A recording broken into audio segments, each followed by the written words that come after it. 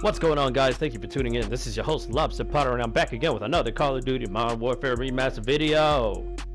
So you know. Anyway, I want to talk about this subject that I shouldn't even talk about because I don't know shit, but at the same time I do. So it's about relationships, especially the modern day relationship in 2017. Now, like I said, I shouldn't be like the top person to really talk about stuff like this because I've held on to a fucking order of medium fries to go from McDonald's longer than I have like a fucking relationship in 2017. So let me get into this real subject. Now, I think one thing that really blurs like the modern day relationship has got to be social media, and the reason why is because a lot of things, like, you don't even really have to know the person to kind of know the person. Now, I know that doesn't really make sense, but let me further explain that. All right, so there's a lot of people out there who constantly feel like they have to post everything they do in order to get recognition or like get likes from people they don't even know, or people who don't really care about them like that in the first place.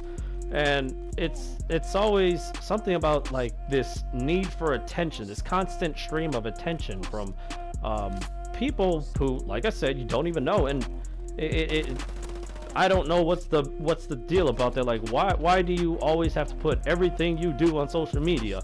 Like, a lot of people, like, let's say on my personal friends list or my Snapchat or even like Instagram page or whatnot, like a lot of people who constantly post 24/7.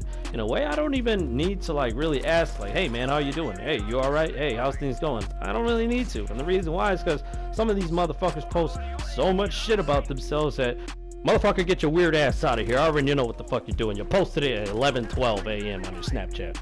Moving on.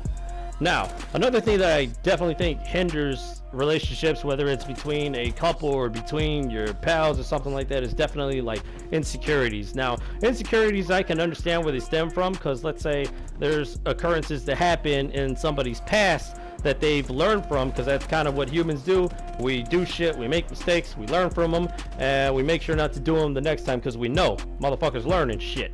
But sometimes that stuff could really just linger on and go into like your next relationship, or you know, if you make like new friends and whatnot, then you get this untrustworthy vibe, and sometimes it's for no fucking reason. And a lot of that, it could really like hinder how two people can really communicate. And speaking of communication, that's going to be the next topic. It's definitely a lack of communication that can really hinder the relationship between two people. Now, see, communication goes both ways. You can't have one person doing all the talking, the other person sitting there fucking, okay, yeah, and then some people don't even pay attention to the fucking details. That's a giant no-no. But see, when you're talking to somebody, like I said, communication goes two ways. I talk, you talk. I talk, you talk. I talk, you talk. That's how we get shit done. That's how we know more about each other. That's how Dad did it. That's how America does it. And it's worked out pretty well so far. That's how shit starts progressing. You can't have one person just talking, or you know, the other person not talking at all. That's not how it works, man. You gotta be able to talk, and then you gotta be able to talk clearly, and you gotta talk with confidence. A bit of like some suave in that shit, not out here sounding like Foghorn fucking Leghorn. Let's bury the hatch, I say. Let's bury the hatchet, but not in anyone's head, boy. But hatchet head. But that's a joke, boy. You missed it. Went right past you. You gotta keep on your toes. But toes, that is. But the fast ones get right by you. Keep your ears open. But yappity, yappity, yap. I can't get a word in edgeways. Talk, talk, talk. But no wonder you're not sharp. You gotta always, I say, you gotta always listen. Shut up!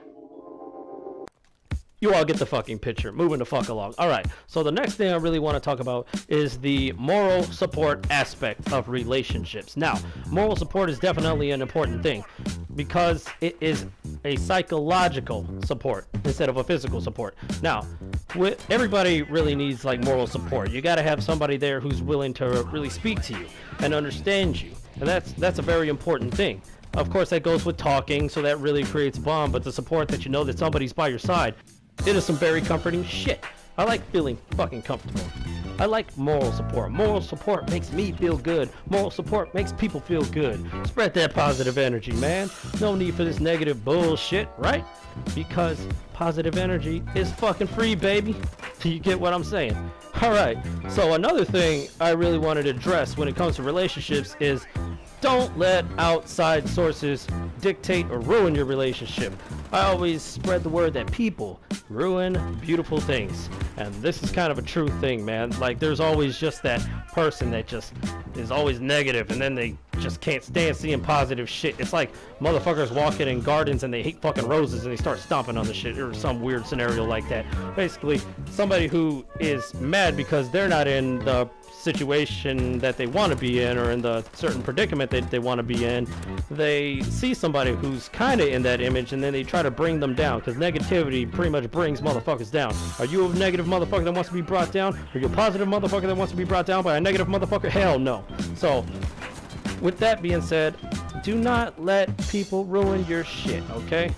But then you get those type of people, especially young people in their teens, who are like, relationship goals this, relationship goals that, and they see these people who are like having fantastic times, they're having vacations and shit, and they're all the way out in Jamaica or going to fucking Times Square, taking selfies and shit, fucking January 1st kisses with fucking white ass teeth looking like they use all the goddamn Crest whitening strips, boy. But with that, they have this life in these pictures, but you don't know what the fuck it took to get there. You don't know what happens behind closed doors. That's why when you see a lot of these Instagram pictures of fantastic couples, we don't know the situation behind this stuff. You only see the positive. You don't ever see the negative, because they don't want to show the fucking negative. Nobody wants to see that shit.